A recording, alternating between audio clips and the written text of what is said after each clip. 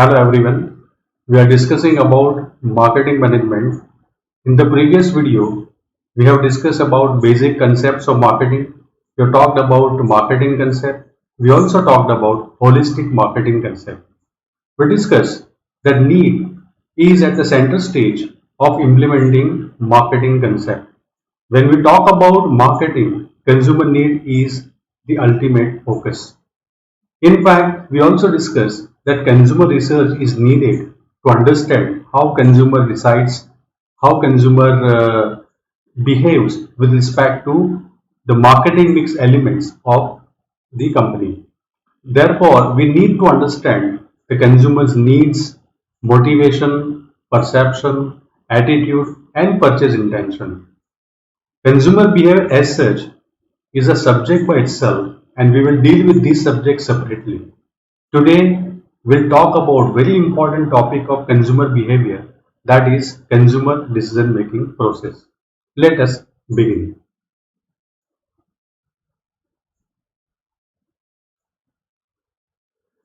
Now, what is involved in consumer decision making process? Let us see.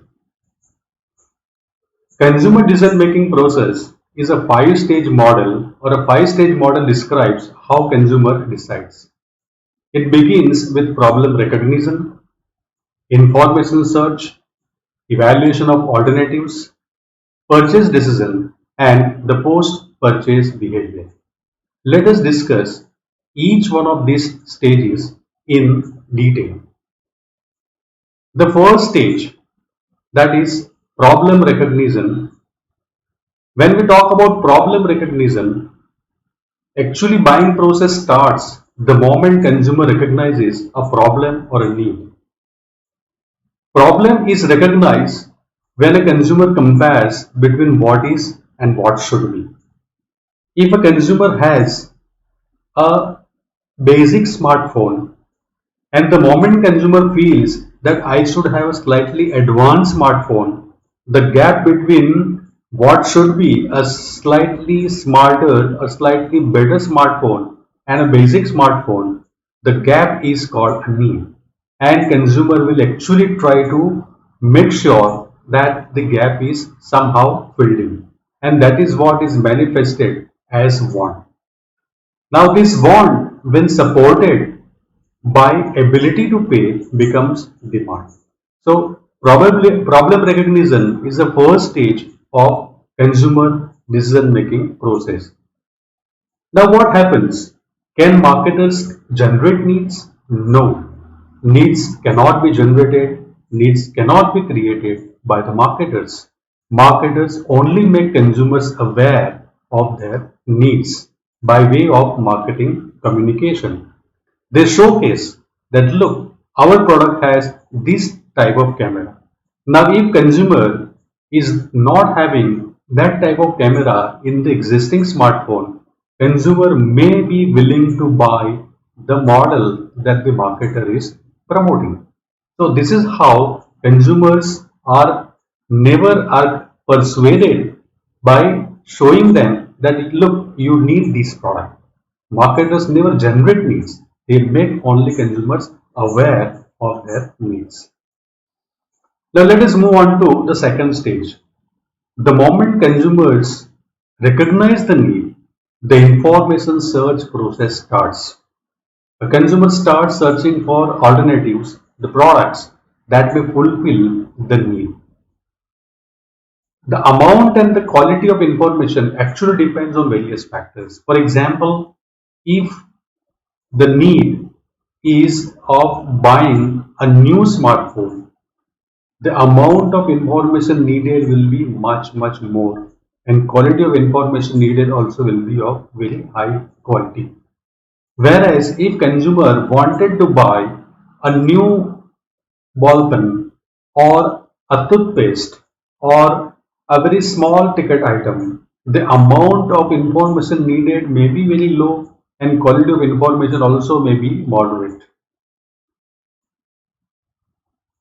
Moreover, when a consumer starts making choices or starts collecting information, based on the information, he makes a list of all the options which he is aware about. When a consumer makes the list of these options, it is called as awareness set.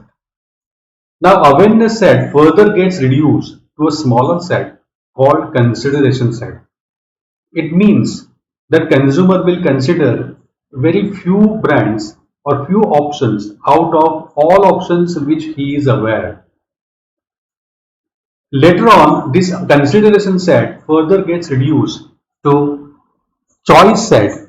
The choice set is the set before making a final purchase decision. Now, how consumer evaluates the alternatives? There are several criteria. Now, this criteria means consumer decides that whether this particular attribute of a product will satisfy my need better or some other attribute. So fundamentally, it is all about what consumer wants from a product, and that is how consumer sets the criteria for evaluation of each of the options available to him. Here, consumers' belief about various brands plays an important role. If consumer believes that brand A has a particular attribute which is capable of fulfilling my need better, then that particular brand gets an upper edge in the entire evaluation process, right? So product attributes are important, and consumers' perception and belief about those attributes, to what extent those attributes are capable of fulfilling consumers' needs, are very, very important. We'll also discuss little later how consumer actually evaluates the alternatives. Now let us look at this table where I have listed four different brands of laptops A, B, C, D, and four important criteria that consumers might feel that these are the criteria for evaluation of alternatives A, B, C, D. So these criteria are the processor type, the memory capacity and the storage capacity, the graphic card, whether it is integrated or dedicated, and the brand image score or perception about a brand's image out of 10 points. So now let us look at, say for example, consumer decides that well, I want to buy, and now these all four options and four criteria for, they are within a particular price range. Let us say a laptop under 50,000 rupees. So price is now not a criteria because this compilation ABCD has been made considering the price. Now, if consumer decides that well, I would like to go for, because all these laptops are available within 50,000 rupees range. Therefore, consumer is very comfortable with any of these choice A, B, C, D. But he still wants to make the final choice and based on some important criteria. Right. Now let us see, before we come to choice A, B, C, D, we find out how actually consumer applies the criteria to the choices. So let us move on to the fourth stage first, then we'll again come back to the third stage. So in purchase decision, consumer actually decides based on either compensatory decision model or non-compensatory decision model.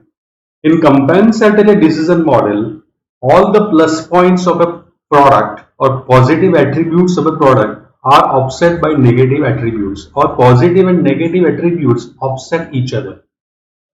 Whereas in non-compensatory decision model, consumer applies two important heuristics called conjunctive heuristics and the lexicographic heuristics.